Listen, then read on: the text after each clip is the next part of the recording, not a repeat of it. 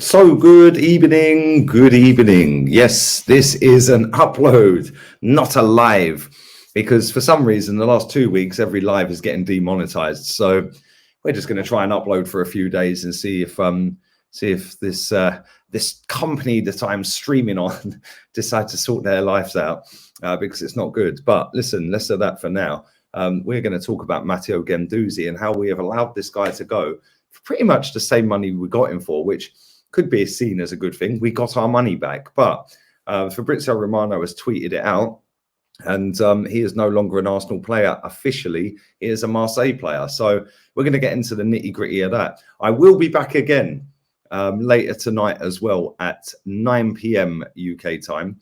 So keep your eyes peeled for that. I'll be talking about Bukayo Saka stalling on a new contract because he wants to see where the club's going. Oh, how many times have we heard that one before? He wants Champions League.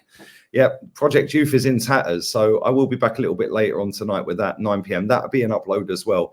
I'm going to do 2 uploads a day for probably the rest of this week, apart from maybe the podcast and obviously the watch along and stuff on Sunday as well. So yeah, today, tomorrow, Friday. So yeah, we'll be doing 2 uploads a day, and rather than doing lives. But listen, you got to do what you got to do. This is my job. This is my living, and YouTube are making it kind of hard at the moment. So, but Fabrizio Romano has tweeted out, Matteo Guendouzi leaves Arsenal permanently to join Olympique Marseille on a 3-year deal. Guendouzi has met the clauses in his loan deal after playing 38 games. Guendouzi has already signed his contract until June 2025 with Olympique Marseille. #TeamOM. Reading some of the comments on this, it's a bit hit and miss. Some people are saying good. Some people are saying bad. Some people are saying sad day for Arsenal. This is a huge loss. Selling a young French player with good potential back to a French league for 9 mil, unbelievable. Brewster without first team experience was sold for 18 mil. Saliba might be next, he said. And listen, that's a good point. Saliba could be next. And I don't really understand. Like, a lot of these comments are saying, good, he's rubbish, he didn't apologise, Mikel Arteta has to pull the strings, etc., etc., etc. But the fact in reality is he's probably one of our best midfielders, and he's no longer at the club. And this is the history of Mikel Arteta. Get rid of all the better players and keep some of these bang average players. It makes no sense to me. It really doesn't. Matteo Guendouzi is better than Sambi Lokonga. Fact. That ain't even a debate. He's better than Granit Xhaka, in my opinion. People are argue that, but Granit Xhaka is a liability. I don't think Guendouzi is. And every time I've watched Guendouzi, and I watched his first full season at Arsenal, and then I've watched a few games of Marseille, not many, because I don't watch French league football, but I've watched 3 or 4 games this season. He's been superb. Literally like pulling the strings in midfield constantly. One thing I liked about him, he always wants the ball, always wanted the ball. He never shirks. And, you know, all these Arteta fans, they sit there going, oh, but he didn't apologise. He didn't apologise. What's he got to apologise for? He was protecting Leno. Yeah, the same Leno, these Arteta fans were gnawing off for 2 seasons. You know, he's the best goalkeeper. Oh, we got rid of Emi Martinez. It doesn't matter because Leno's better. All of a sudden, Ramsdale comes in and they've forgotten about Leno. So I wouldn't listen to what these people say, if I'm honest. Matteo Guendouzi is a top footballer, and he's going all the way to the top. He's playing for France, for God's sake. You know, Mikel Arteta didn't even get capped for Spain. Guendouzi's already been capped for France. And I'm telling you now, in the next couple of seasons, this boy won't be at Marseille. Marseille are a big football club. Let's not forget that. They are actually a very big football club. Those of you that are around my age will remember they actually won the European Cup. And they are huge. They're massive in France. They're a massive global team. And he's done very well there. And they're flying high in the table as well. Obviously, they're not going to win the league, but they're doing all right in the table. And good luck to him. Really hope he smashes it out there. And he has done so far. They've met the clauses in the contract, 38 games, no relegation, etc., etc. And the fact that we've let him go so cheap is pretty mad, really. Yes, we've got our money back on what we spent on him. But under Unai, this guy was valued at 45, 50 million quid. He was valued as the second most valuable under 21 in the world. I think Haaland, sorry, maybe. Haaland or Foden was above him. Other than that, Guendouzi was the next big thing. And for whatever reason, he's no longer at the club. we've allowed him to go out on loan, and now he's been sold. And this just stinks again of Mikel Arteta's arrogance. You know, the arrogance of this guy. You know, it's just disgusting. I can't stand him.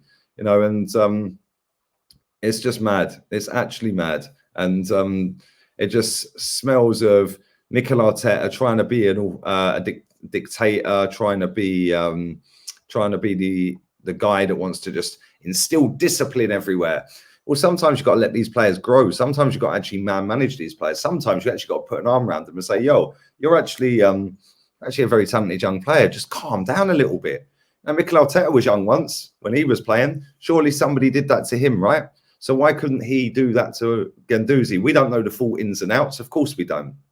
But the one thing I'll say is that this kid is going to be playing for a top team soon. Like, he's already getting in the France team. Would not surprise me one bit if a Madrid, a Barca, PSG come in for him in the next couple of seasons, because, or even back to the Premier League, because he is very good on the ball. He does drive forward. He works his socks off. His passing is getting better and better every time I've seen him play. And he's getting better off the ball as well. His reading of the game is getting better. I think a lot of people forget that when they were slagging him off and cussing him, he was only a kid. He still is only a kid. So he would have fit perfectly for Project Youth, wouldn't he? But this is unfortunately how it rolls at this football club at the moment. The best players get sent out on loan, or sold, or terminated of contract. Aubameyang, and the less good ones get into the team every single week. Granit Xhaka. So yeah. I'd love to know your thoughts on all of this, because for me, it's just another one. Aubameyang's gone. Now he's gone. Salah next, maybe. I don't know. And we've still got the likes of Lacazette, Eddie, Xhaka still at this football club. It's kind of mad. People have been moaning in the comments saying, no, but you can't get it all done in one transfer window. You can't. Rome wasn't built in a day.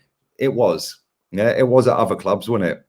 You know, other clubs can go from down here to up here real quick. But with Arsenal, we love to be the underdogs. We love to be everyone's against us. We love to be the victims. Oh, it takes forever. We can't compete. We can't do this. We can't do that. What a load of rubbish. Yeah, Guendouzi, I'm going to have a little quick look at his stats, because I know some of you stats merchants will love all of that.